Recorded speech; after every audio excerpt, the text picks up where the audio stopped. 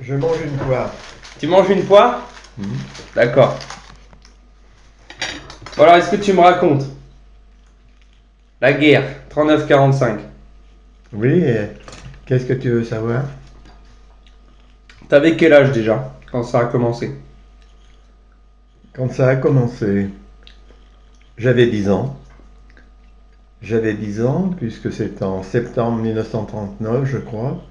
Il me semble que c'est en septembre 1939 que la France, l'Angleterre ont déclaré la guerre à l'Allemagne. Ce sont les Anglais et les Français qui ont déclaré la guerre en Allemagne, puisque l'Allemagne n'avait pas respecté les accords de Munich de 1938,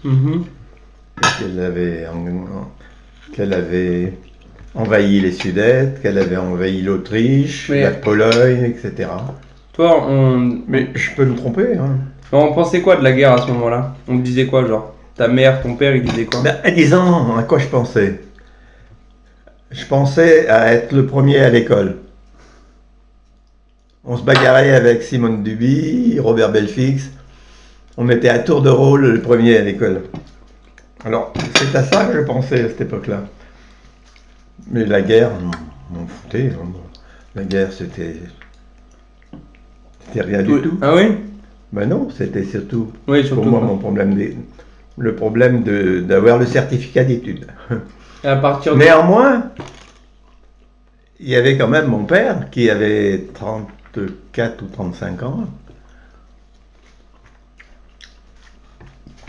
Il était trop jeune pour aller au front. Il était trop jeune? Trop jeune pour aller au front. À 35 ans? Et trop jeune pour aller au front, Ah. te battre. Mais trop vieux. Non. Trop vieux pour aller au front. Hmm. Je me trompe. Mais trop jeune. Mais trop jeune? Non, mais trop jeune pour... Je me mélange les pinceaux, moi. Là. C'est pas grave. Non, il était trop vieux pour aller Il était trop vieux pour aller au front. Mais pas encore assez vieux pour ne pas être mobilisé. Donc du coup, il a fait quoi? Il a été mobilisé dans le train, ce qu'on appelait le train, c'est-à-dire les infirmiers, les brancardiers, etc., qui s'occupaient des blessés, des rapatriés, etc. Ça, c'était pendant combien de temps? C'était de 39 à... Alors,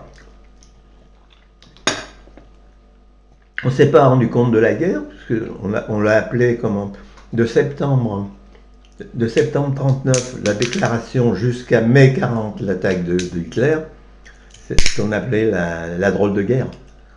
Ça allait très vite. C'est l'époque qu'on a appelé la drôle de guerre.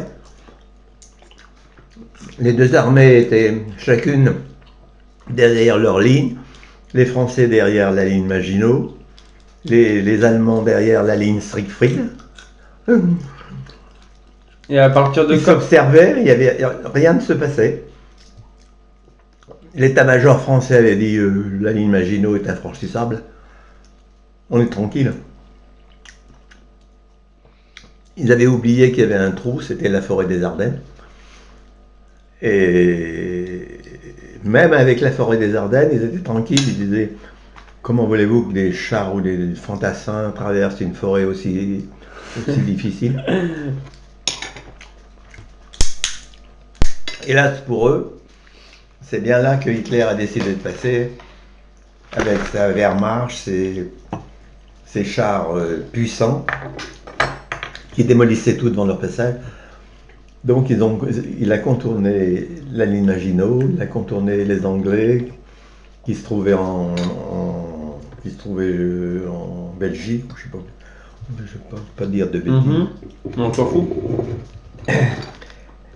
Et en quelques jours, il a pulvérisé l'armée française. Mais Macron... Il y avait juste De Gaulle qui a essayé de résister, puisque lui, il était pour l'armée mécanique, les chars, alors que l'état-major n'en voulait pas. Il avait écrit un livre, De Gaulle, justement, à ce sujet-là, qui s'appelait L'armée de métier. Mais- L'armée mécanisée. Et du coup, à ce moment-là, au début, il y avait une zone libre aussi. Comment? Il y avait une zone libre. Attendez, on n'en est pas encore là. On n'en est pas encore là quand... Non, parce que avant d'avoir la zone libre, il faut peut-être attendre qu'Hitler soit à Paris. Ok, donc là, juste, il est en Et France. que l'armistice soit signé, que Pétain déclare, mes chers, je ne sais pas comment il m'avait dit, il faut cesser le combat. C'est dans l'honneur, je demande de cesser le combat. Bon. Et le combat a cessé, Hitler pavoisé, puisqu'il a pris sa revanche dans le fameux train à Versailles, où en 1918, l'armistice à l'envers avait été signé au détriment de l'Allemagne. D'accord. Mais en ce qui me concerne, Oui. donc en 40, j'avais 10 ans. Mon objectif, donc je reviens à ta question. Hitler était à Paris, la France était occupée, sauf le sud-est. Et du coup, Macron, c'était... Macron était en zone libre. Depuis, la zone libre partait de Chalon-sur-Saône, Sevray, etc. C'était le quart sud-est de la France qui était libre. Donc à partir de là, tu comprends? C'était comment l'ambiance? On n'était pas occupé, on était libre. C'était Vichy. La guerre était finie. On s'est aperçu de rien chez nous, dans la zone, ou presque rien, surtout à 10 ans. À 10 ans, je me disais, moi, je te dis, j'étais en concurrence avec les copains et les copines. C'était de travailler à l'école et d'obtenir un certificat d'études. Et à 11 ans, je l'ai eu à 12 ans. Je l'ai passé à 12 ans. Et à quelle année? À 12 ans.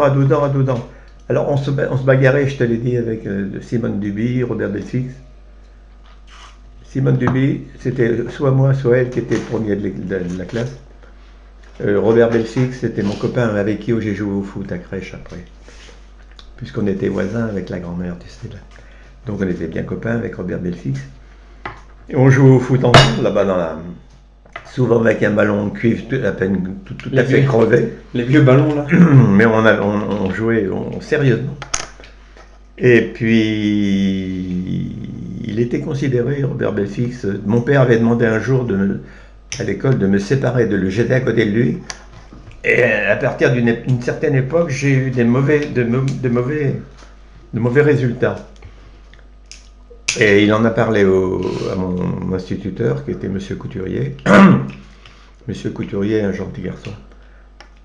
Et Monsieur Couturier lui a dit, oui, quelquefois il m'amène des fleurs, il les met sur mon bureau, de façon que je ne puisse pas les voir. Mais je me penche un petit peu, je vois bien qu'il discute. Alors mon père avait dit, le séparer de Belfix. Et on avait été séparés en classe. Donc Belfix, Robert, il était considéré comme le tocard des candidats au certificat. Alors on est allé, je me souviens toujours qu'avec le père Couturier, on est allé à Mâcon, je me souviens plus dans quel établissement, passer le certificat d'études en vélo.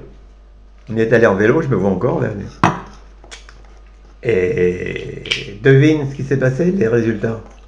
Qui a eu les meilleures notes? Toi? Le tocard. Robert Belfix. Oui.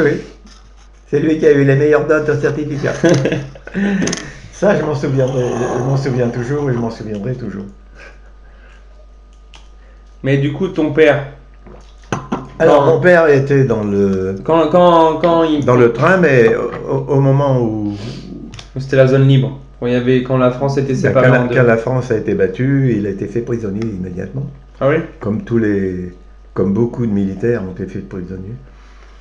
Et lui a été envoyé, non pas en Allemagne, mais d'abord en Allemagne. Un petit peu, quelques temps en Allemagne, où il participait à la construction des autoroutes, tu sais. Vous avez des autoroutes en béton, les Allemands. Et il y en a encore et qui sont en mauvais état, il paraît, en ce moment. Pareil.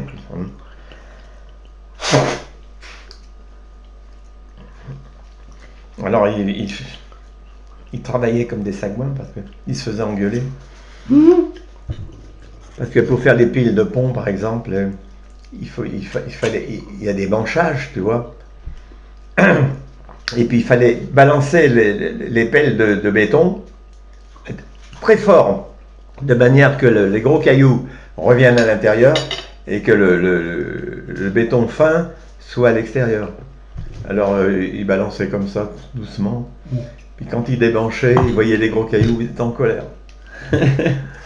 C'était Et comment il a fait du sabotage. Comment il a fait pour revenir à Macon? Et puis après, il est allé en Autriche, D'accord. à Linz, C'était en quelle année ça? où il était 42.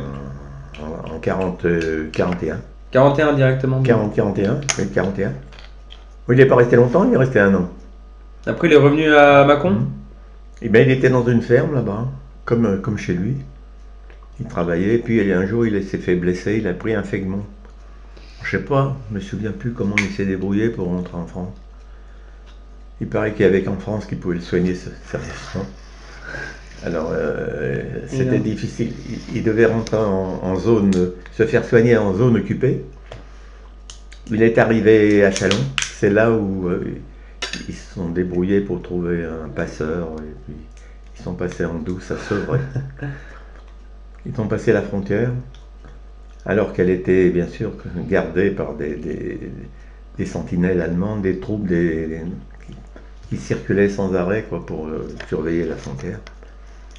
Et c'est là qu'il m'a raconté qu'il était avec plusieurs passeurs, plusieurs personnes qui passaient la ligne avec lui. Et il y en a une à un moment donné qui s'est mise qui a failli se mettre à tousser. Alors, je pense qu'il m'a pas raconté des histoires, parce que à ce moment-là, j'ai sorti mon mouchard, je l'ai enfoncé dans la bouche.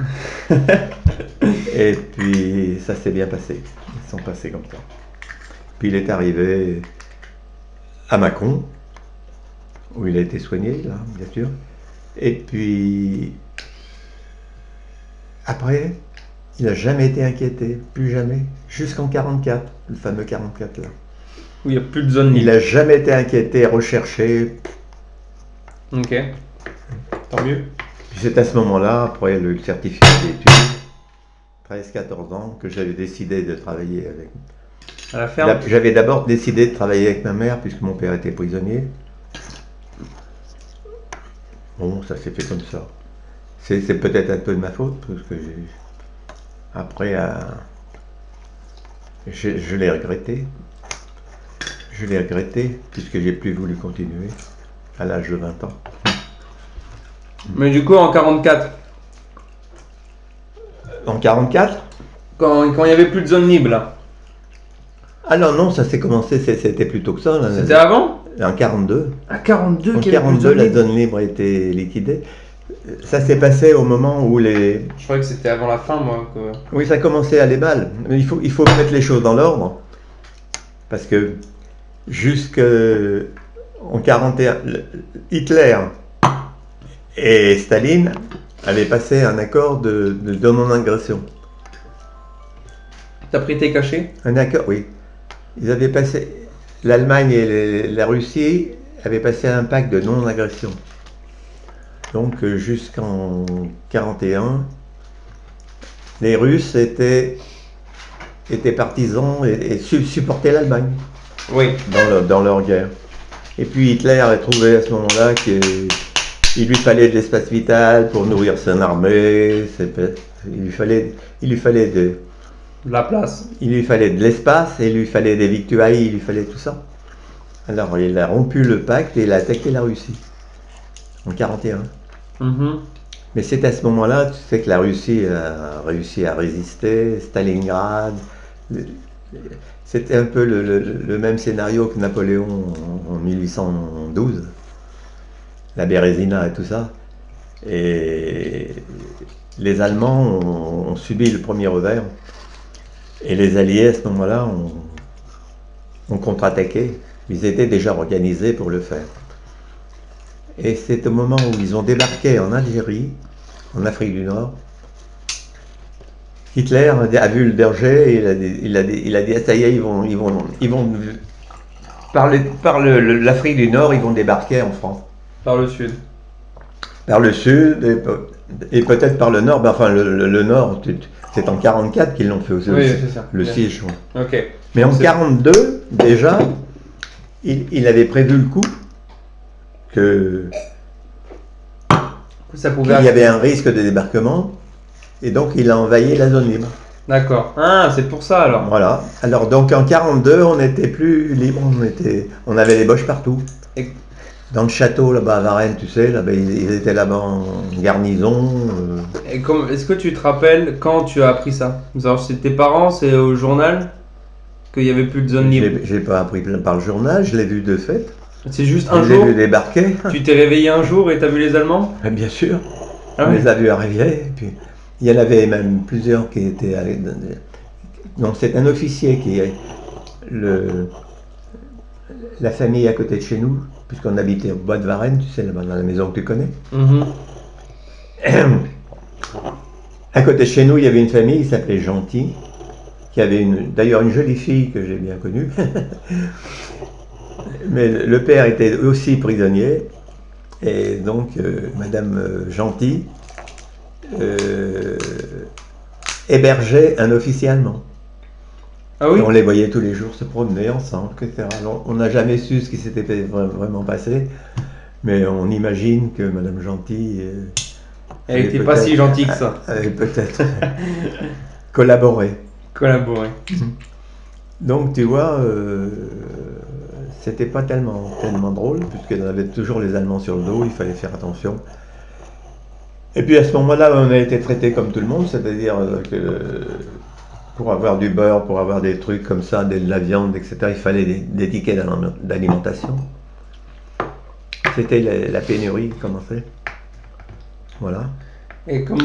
Donc, tu vois, moi, c'était l'époque où je travaillais avec les parents. Et quand ils ont toqué à la porte? Ah bah ça, c'était plus tard, en 44. Non, mais vas-y, raconte-moi. Ben, jusqu'en 44, tu vois, ça s'est passé de 42 à 44. Après, Il n'y a pas eu c'est grand-chose. passé normalement. Ah non. oui? On travaillait, C'est juste, ça parlait allemand un peu plus. on travaillait, on bossait dur. Hein. Hâte de faire bouger le vin. On bossait dur. Et il y avait le plus délicat, c'était pas forcément les Allemands. C'était les Français, les policiers français, les gendarmes français, les miliciens qui recherchaient sans arrêt ce qu'ils appelaient les partisans, c'est les francs-tireurs. Parce qu'il faut savoir que c'est à ce moment-là que les maquisards, les partisans, la résistance française s'est organisée. Et il faut savoir aussi que les communistes qui étaient un peu partisans d'Allemagne jusqu'en 1941, quand ils ont vu que Hitler attaquait la Russie, ils ont viré Kazakh. C'est à ce moment-là qu'ils ont créé le réseau de résistance qui s'appelait Francs-Tireurs et Partisans. Et après, Jean Moulin, il les a tous réunis, c'est ça? Et De Gaulle, à un moment donné, en 1943, je crois, il a convoqué Jean Moulin en Angleterre et lui a demandé d'unifier les réseaux. Quoi. D'accord. De façon que ça ne soit pas la pagaille. Parce qu'ils étaient un peu... Il y en a un qui voulait faire ceci, l'autre, ça n'était pas. Alors, Jean Moulin, j'ai vu qu'il était revenu avec 1,5 million de francs de l'époque, du matériel qui a été parachuté en même temps que lui. Ah oui? Donc, ils ont eu du matériel et de l'argent. Voilà. Et du coup, ok, donc de 41 à 40... Non, ça s'est passé normalement. Hein, jusque-là, je me souviens toujours qu'on était on faisait les moissons. Et même pour ton père? On voit arriver les gendarmes qui cherchaient un gars, justement. Les juifs? Non, un partisan, un résistant. C'est résistant aux juifs, quoi. Qui avait été dénoncé, parce qu'il y avait des collabos qui dénonçaient, hein, attention. Il y avait de la délation, moi j'aime autant dire. Tu n'aimes pas quand je touche ça? Non, mais tu fais du bruit avec... Ah, d'accord. Tu fais comme ça, là, c'est Ok, chiant. ça va créer des décalages. Tu peux prendre le verre pour le boire. Qu'est-ce qu'il y a? Rien. Ah, Vous pouvez répéter la question? j'avais oublié que ça c'était là. Pour moi, les Allemands, ils étaient directement arrivés et boum, Ah non, ça toque à la porte. non. Ah non, c'est l'histoire dont tu parles là, c'est un peu plus compliqué que ça. Donc je viens de te dire que déjà en 1942, Hitler avait envahi la zone libre, craignant le débarquement. Oui. Et ça s'est passé en 1944. Tu as eu le débarquement le 6 juin en Normandie. Après, il y a eu le débarquement en Algérie. C'est là où il a eu les premières déconvenues, les défaites. El Alamein, El Alamein. Les Français sont illustrés là-bas. À El Alamein. Alors là, après, débarquement en Sicile, débarquement sur les plages de Saint-Raphaël, là-bas, pas loin. Et là, les Alliés remontaient. Donc les Allemands étaient coincés. Alors ils remontaient, la division, il y avait la division de Reichsreich, la fameuse division qui a fait les Oradour-sur-Glane, les pendus de Tulle, tout ça. Mais une autre division qui remontait de la Nationale 6, quoi, vers nous, là-bas, c'est la Nationale, que tu connais. Eh bien, c'est à ce moment-là qu'on a eu la fameuse affaire du... Il y a eu des fusillades partout. Partout où ils sont passés, il y a eu des représailles. Pourquoi? À mon avis, c'est mon avis personnel, je pense qu'il y a eu trop de faux résistants, de résistants de la dernière heure, qui s'amusaient à tirailler sur les Boches et les blessés. Aussitôt, les Boches choisissaient des représailles, faisaient des représailles. Ils choisissaient même dans certains cas désigner des coupables pour les fusiller. Je l'ai vu à Mâcon même, moi, hein, les combattants de la dernière heure. Mes cousins, Ferré de Saint-Clément, je les ai vus défiler le jour de la libération, là, en 1944, quand on a été libérés complètement. Ils défilaient en vélo avec le fusil sur l'épaule. Ils n'ont jamais fait la guerre, jamais rien du tout. C'est ces gens-là qui ont créé la réaction des Boches, quoi. Et arrivé à Mâcon, ils se sont arrêtés, la division s'est arrêtée, et les Allemands ont parcouru à pied avec fusil à l'épaule.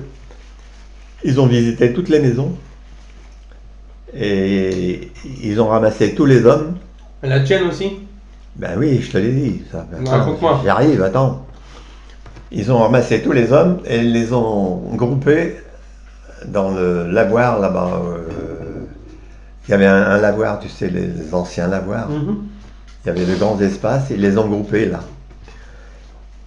Et je sais pas comment mon père me disait après, il m'a dit, pendant 4 ans, j'étais libéré, pendant 4 ans j'étais tranquille, j'ai jamais été recherché ou quoi que ce soit.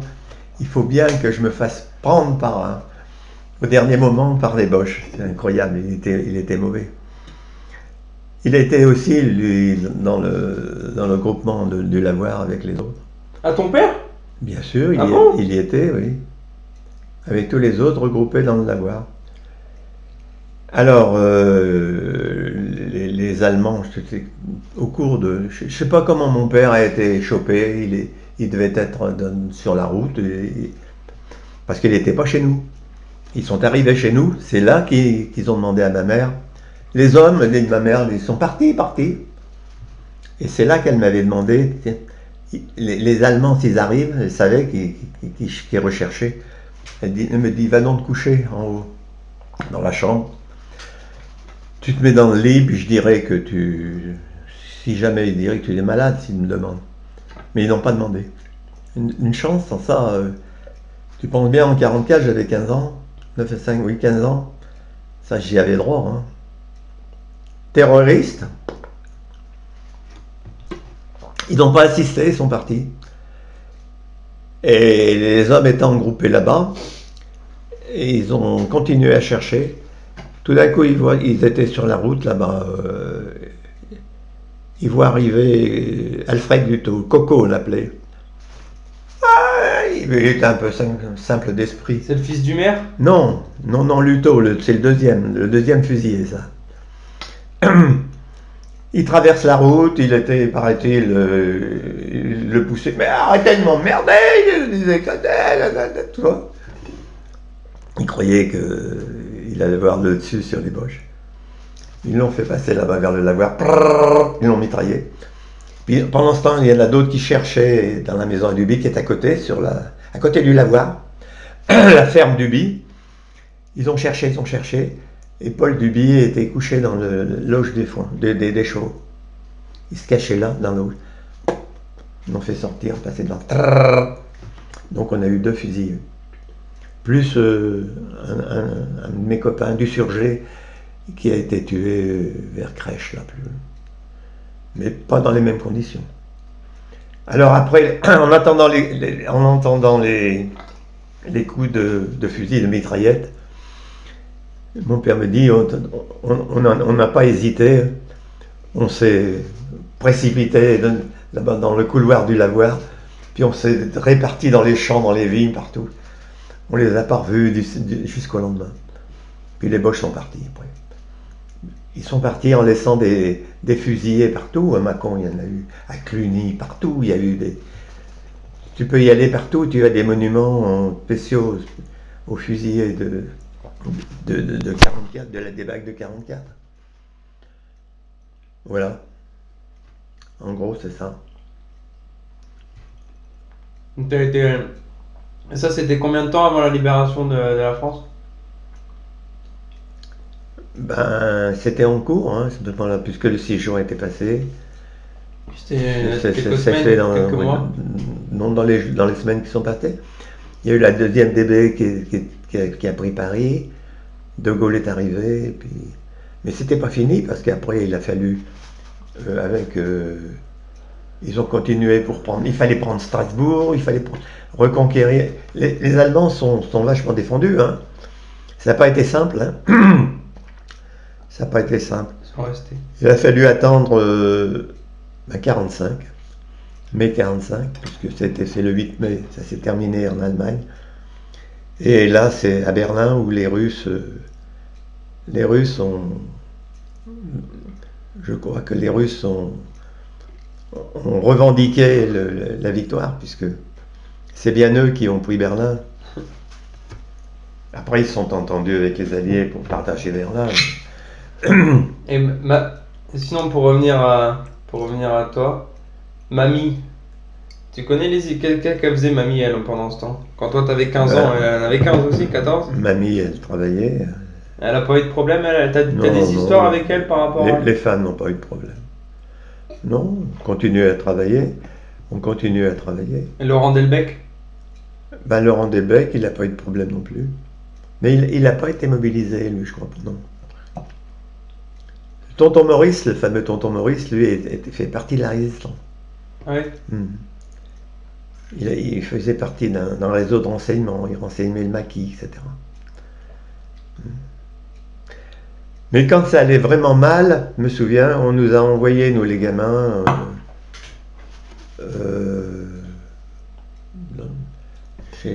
dans la famille d'André Cadeau, là, d'un copain. C'était où déjà? Chasselas, ou je sais plus où. Dans la montagne, on était censé être tranquille. Ah oui? Pendant combien de temps? Une semaine? On n'est pas resté bien longtemps. Alors là, un jour, on jouait dans les creux, on voit un gars qui nous met en joue. C'était un partisan tu vois, le partisan de la dernière heure qui voulait... On fait partie de... On est là. Il voulait nous impressionner. Un pauvre con, toi, qui voulait nous dire, t'as vu, je suis un partisan, j'ai une arme. Il met en joue des gars. Il mettait en joue des gamins.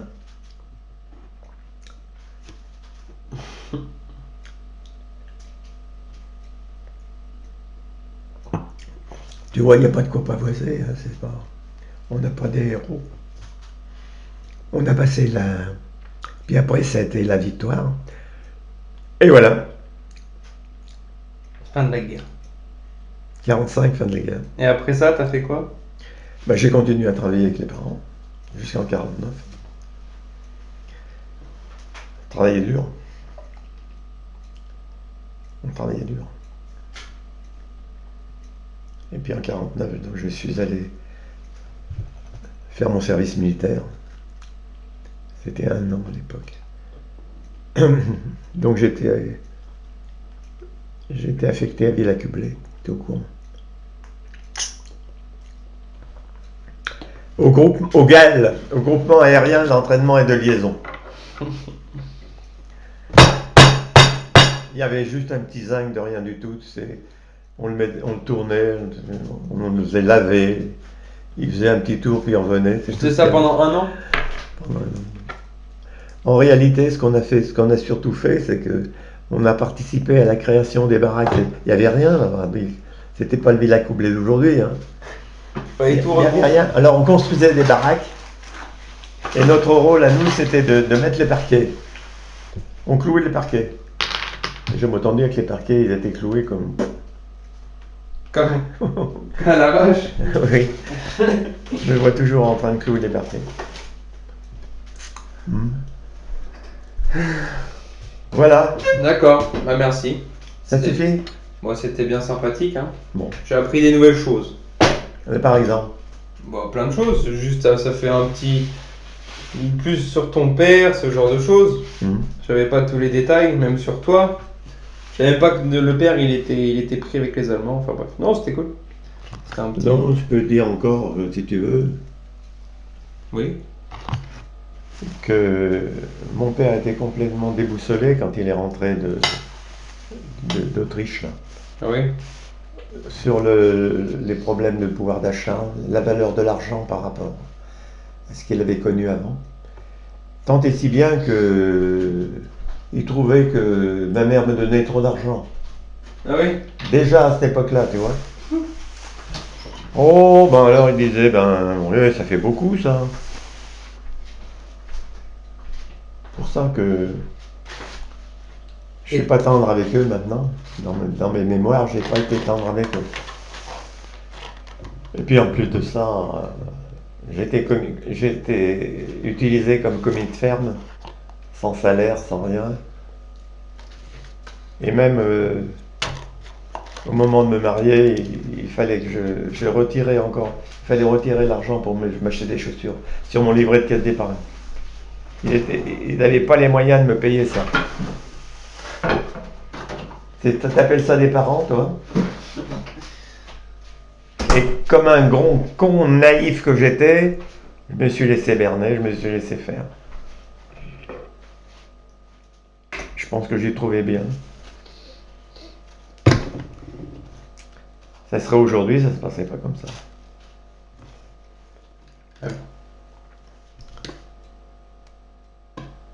Voilà. Voilà toute l'histoire. Une partie. Il y a une partie de l'histoire.